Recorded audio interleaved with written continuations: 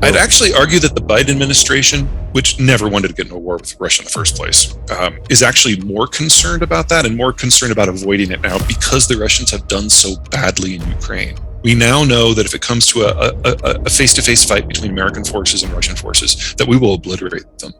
Absolutely. There's no other way this could go. There's for a country with the lack of military expertise, equipment, and funding of Ukraine to be standing up to Russia. Are the Ukrainians overperforming? Sure. But the Russians are they're coming across like the Iraqis in Desert Storm.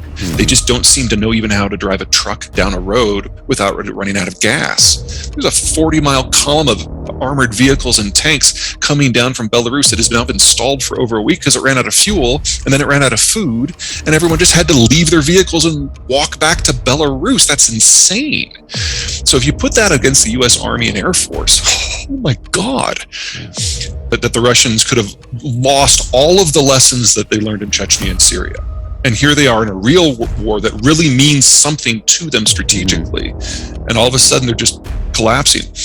So in the scenario of an American-Russian clash now, the Russians have two options: a humiliating retreat and nukes.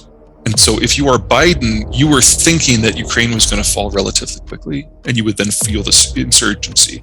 There's now this outside chance that Ukraine might actually succeed at fighting off the Russians. It'll be bloody, it'll be painful, it'll take years. But if the Ukrainians can stay in the game against this foe, then the foe isn't all that. It's not a balance. It's you give the Ukrainians everything they possibly can use in a guerrilla format. Because as long as that is going on, as long as that war is happening, as long as the Russians are locked down, they can't move to the next step. And the Russians are highly unlikely to use nukes against Ukraine, because you want to talk about humiliation.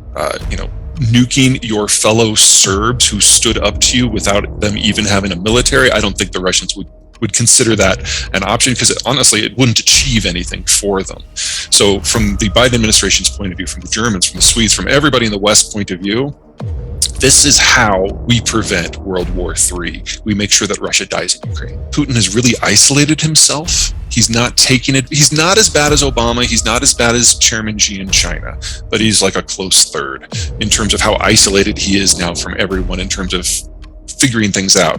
And so it's entirely possible that he has a bit of a snap and decides to throw a nuke into the fray.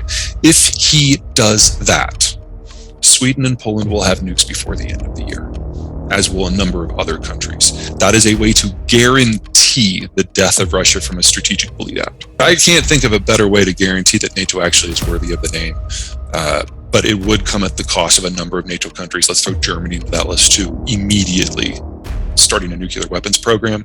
Any country that has a nuclear power plant can build a nuke in under a year. It's a non-proliferation pledge issue as to why they've not. But if a nuke is used on your eastern frontier, you can guarantee that a number of countries are going to join that club very, very quickly. We're piling ifs upon ifs here, but we would definitely return the nuclear fleet to Europe. American policy for the last 30 years has been about buying time when it comes to Russia. It's like we know we're going to outlive them. We know that the Russians are going to lose control of the Russian Federation probably in the 2050s or 2060s. And so as long as we can prevent a Russian lash out from causing us real damage, we're good.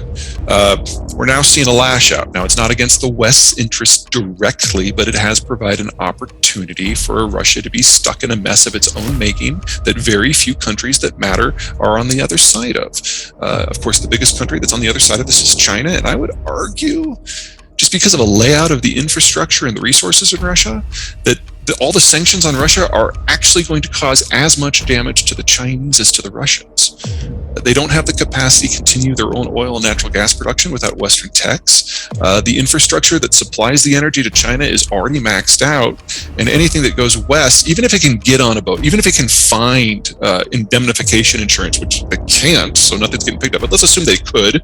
Let's assume they can get by the Danes and get by the Turks and get through the Suez Canal and burn up a third of their crude going all the way around the world. I mean, it's like these are shallow water ports. They can't take super tankers. So just the sheer scale of the stuff that is just completely going offline is huge. And the biggest loser from all of that is China. China absolutely needs those imports, and now they're limited to the infrastructure that connects the two states directly. that come from really complex fields that the Russians can't operate themselves. So the Chinese, from a strategic point of view, want to keep Russia in the game, but economically, this is turning into a disaster. Anything that requires a physical infrastructure in Ukraine to support the American assistance, that's off the table.